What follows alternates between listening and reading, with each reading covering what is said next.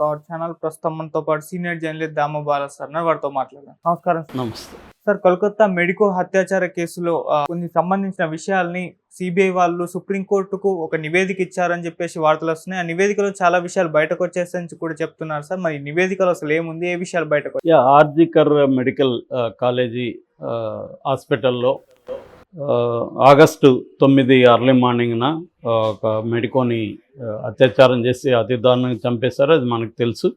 ఇప్పటి వరకు దాంట్లో సంజయ్ రాయ్ అనే వ్యక్తిని మాత్రం అరెస్ట్ చేశాడు. అతను సివిల్ వాలంటీరు, పోలీసులతో కలిసి పనిచేస్తుంటాడు. ఆ హాస్పిటల్లో అవుట్ పోస్ట్ ఉంది, పోలీస్ అవుట్ పోస్ట్లోనే అతను కూడా పనిచేస్తుంటాడు. కాబట్టి హాస్పిటల్ వాళ్ళతో అతనికి పరిచయాలు ఉన్నాయి. డాక్టర్లు, జూనియర్ డాక్టర్లు అందరితో అతను తిరుగుతుంటాడు.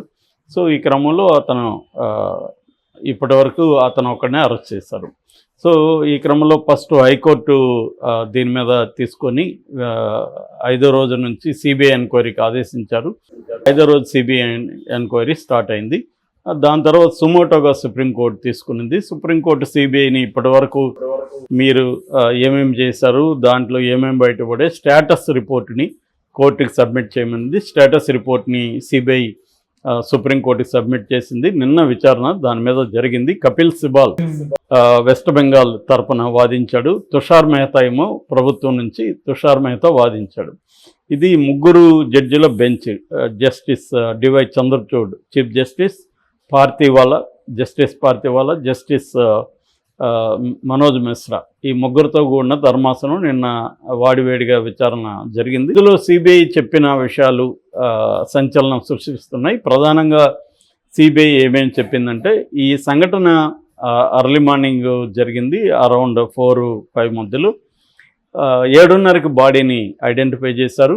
7:30కి చేసిన తర్వాత హాస్పిటల్ యాజమాన్యం, ప్రిన్సిపల్ కావచ్చు, సూపరింటెండెంట్ కావచ్చు, వీళ్ళు వాళ్ళ ఫ్యామిలీకి ఇది ఆత్మహత్య అని చెప్పారు. దాని తర్వాత వాళ్ళు వస్తే బాడీని చూడకుండా 3 గంటల పాటు వాళ్ళని బయటే నిలబెట్టారు.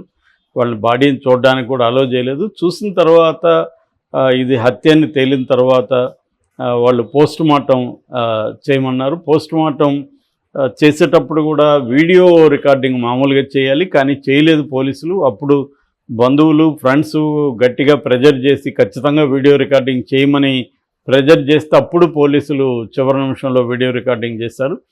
తర్వాత పోస్ట్మార్టం చేసిన తర్వాత బాడీని వీళ్ళకి అప్పగించి చాలా త్వరగా అంత్యక్రియలు చేయమని వాళ్ళ మీద ప్రెజర్ తీసుకొచ్చారు. వాళ్ళు త్వరగా చేసేసిన తర్వాత ఇది ఎప్పుడో మార్నింగ్ ఇదంతా జరిగితే రాత్రి 11:45కి ఎఫ్ఐఆర్ చేశారు అనేది దిగ్భ్రాంతికరమైన విషయం. ఎఫ్ఐఆర్ లేకుండానే పోస్ట్మార్టం చేశారు అనేది. ఫస్ట్ ఇది క్రైమ్ సీన్ చూస్తేనే అసహజ మరణం అనేది తెలుస్తూ ఉంది. అప్పుడు ఇమ్మీడియట్గా ఎఫ్ఐఆర్ నమోదు చేయాలి. ఎఫ్ఐఆర్ నమోదు చేసినాక దీన్ని పంచనామా చేసి దాని తర్వాత పోస్ట్మార్టం, ఈ ప్రాసెస్ ఏది కూడా ఫాలో కాలేదు అనేది సుప్రీంకోర్టు దిగ్భ్రాంతిని వ్యక్తం చేసింది. పార్థివాలా అయితే కపిల్ సిబాల్తో కామెంట్ కూడా చేశాడు. నా 30 ఏళ్ల సర్వీస్లో నేను ఇట్లాంటి పోలీసులు కేసుని చూడలేదు ఇప్పటి వరకు, ఇంత దారుణంగా పోలీసులు బిహేవ్ చేశారు అనేది కామెంట్ చేశారు. చంద్రచూడ్ కూడా షాక్ అయ్యాడు. ఇలాంటిది ఎట్లా చేస్తుంది బెంగాల్ ప్రభుత్వం అని ఆయన కూడా అన్నాడు. ఈ లోపల వీళ్ళిద్దరూ ఒకరినొకరు నిందించుకున్నారు, తుషార్ మెహతా అండ్ కపిల్ సిబాల్. సరే, రాజకీయాలు చేయొద్దు ఇక్కడ, ఇది ఇంపార్టెంట్ అనేది వాళ్ళు చెప్పారు. అట్లాగే సిబిఐ ఇంకొన్ని విషయాలు కూడా బయటికి తెచ్చింది. ముఖ్యంగా ఈ సంజయ్ రాయ్ అనేవాడు ఆ రోజు ఆగస్టు 8వ తేదీని ఈ అమ్మాయిని దగ్గరగా వెళ్ళి చూడడం అవన్నీ కూడా ఉన్నట్టుగా సీసీటీవీలో ఉంది. అంటే వాడు ముందే కన్నేశాడు ఈ అమ్మాయి మీద అనేది క్లియర్గా సిబిఐ కనిపెట్టగలిగింది. అట్లాగే వీడు అర్ధరాత్రి జూనియర్ డాక్టర్స్తో కలిసి డిన్నర్ చేశాడని, తర్వాత 1 గంటకి 3rd ఫ్లోర్లో ఉన్న కాన్ఫరెన్స్ హాల్కి వెళ్ళాడు ఒకసారని, తర్వాత 2:30కి జూనియర్ వైద్యురాలు ఒక అమ్మాయి, జూనియర్ డాక్టర్ ఒక అమ్మాయి తనతో ఏదో చెప్పేసి వెళ్ళిందని, తర్వాత 4 గంటలకి తను ఆ కాన్ఫరెన్స్ హాల్లోకి వెళ్ళాడని, ఇదంతా కూడా సీసీటీవీలో రికార్డ్ అయింది. ఈ విషయాలన్నీ కూడా సిబిఐ సుప్రీంకోర్టుకి మెన్షన్ చేసింది. అంటే ఇతను ఒక ప్లాన్కి వెళ్ళాడు, ఇతనికి జూనియర్ డాక్టర్లు ఎవరో హెల్ప్ కూడా చేశారు అనేది కూడా ఇప్పటివరకు ఉన్నది. సో లోకల్ పోలీసులు మాత్రం ఇతను ఒక్కడే చేశాడనేది తేల్చేశారు. మేము ఇంకా దాన్ని తేల్చలేదు, మేము ఇతను రోల్ అయితే ఉంది, ఇతనికి ఎవరెవరు హెల్ప్ చేశారనేది కూడా తేల్చాలి అనేది సుప్రీంకోర్టుకి సిబిఐ ఇచ్చింది. అట్లాగే గవర్నమెంట్కి సంబంధించి ముఖ్యంగా పోలీస్ డిపార్ట్మెంట్ క్రైమ్ సీన్ని ప్రిజర్వ్ చేయడంలో వాళ్ళు ఆలస్యం వహించారు. క్రైమ్ సీన్ని వాళ్ళ కంట్రోల్లోకి తీసుకోలేదు. బిగినింగ్లో ఎప్పుడైతే అసహజ మరణం అని చెప్పారో ఇమీడియట్గా క్రైమ్ సీన్ని వాళ్ళ కంట్రోల్లోకి తీసుకొని దాన్ని ప్రిజర్వ్ చేయాలి. అది చేయలేదు. చేయకపోగా తర్వాత కొంతమంది రౌడీల పేరుతో వచ్చి దానంతా ధ్వంసం చేయడం, అక్కడ బాత్రూము గోడ కూలిపోయింటే అది కట్టడం, ఇవన్నీ చేసి క్రైమ్ సీన్ని బాగా డిస్టర్బ్ చేశారు. సో క్రైమ్ సీన్ అనేది ప్రిజర్వ్ కాలేదు అని కూడా సిబిఐ కోర్టుకి కంప్లైంట్ చేసింది. దాని మీద కూడా కోర్టు సీరియస్గా మందలించింది.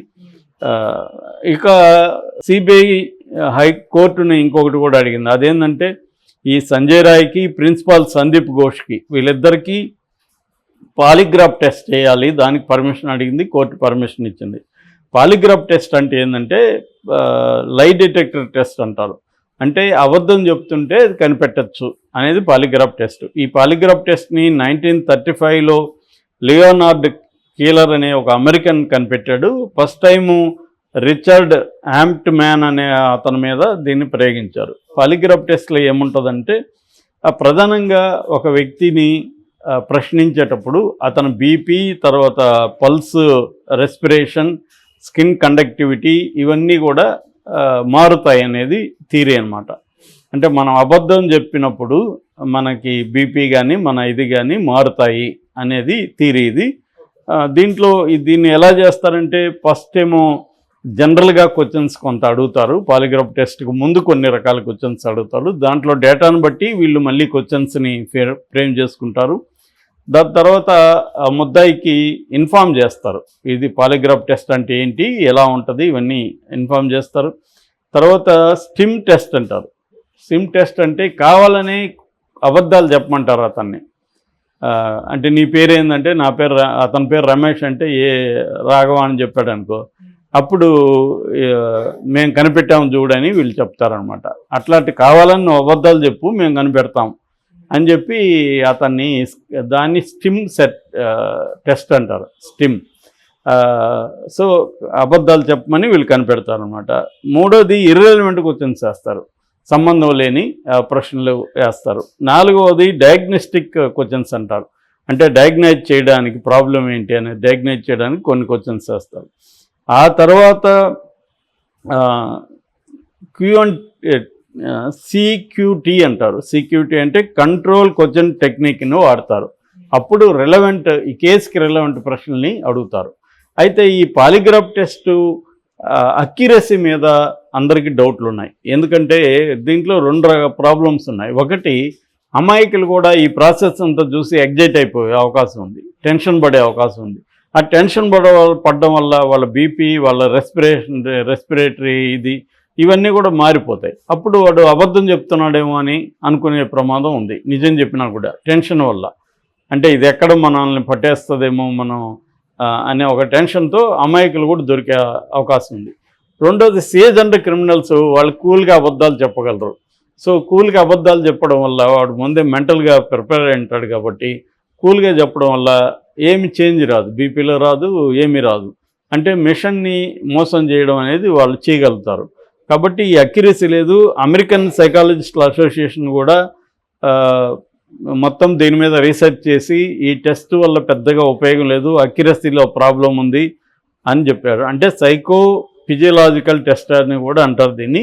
ఈ టెస్ట్ వల్ల ఎవరైనా కొత్తగా నేరం చేసిన వాళ్ళు చేయగలరు, కానీ ఒక సీజన్డ్ అంటే ఒక అనుభవం ఉన్న నేరస్తులు వాళ్ళు కూల్గా అబద్ధాలు చెప్పగలరు, నమ్మించగలరు వాళ్ళు. అలాంటి వాళ్ళు ఈ టెస్ట్లో దొరకరు అనేది చెప్తున్నారు. సో వీడు కూడా సంజయ్ రాయ్ కూడా సీజన్డ్గా ఉన్నాడు. వాడు ఆల్రెడీ వాడు భార్య ప్రెగ్నెంట్గా ఉన్నప్పుడు ఆమెను కొట్టితే అది అబార్షన్ అయిపోయింది. అప్పటి నుంచి వాడి మీద కేసులు ఉన్నాయి. అట్లాగే రెండోది వాడు ఏంటంటే వాడి ఫోన్లో సిబిఐ చూసుకున్నప్పుడు కూడా ఇదంతా కూడా వాడు చూస్తున్నాడు. అంటే అబ్నార్మల్ సెక్సువల్ బిహేవియర్ వాడికి ఉంది. సో ఇటువంటి వాళ్ళు ఈ పాలిగ్రాఫ్ టెస్ట్లో దొరుకుతారనేది డౌట్ ఎక్స్ప్రెస్ చేస్తున్నారు. బట్ ఏవేవి మెథడ్స్ ఉన్నాయో అన్నీ కూడా సిబిఐ చేయడానికి ట్రై చేస్తున్నట్టుగా తెలుస్తుంది. Okay sir, thank you so much.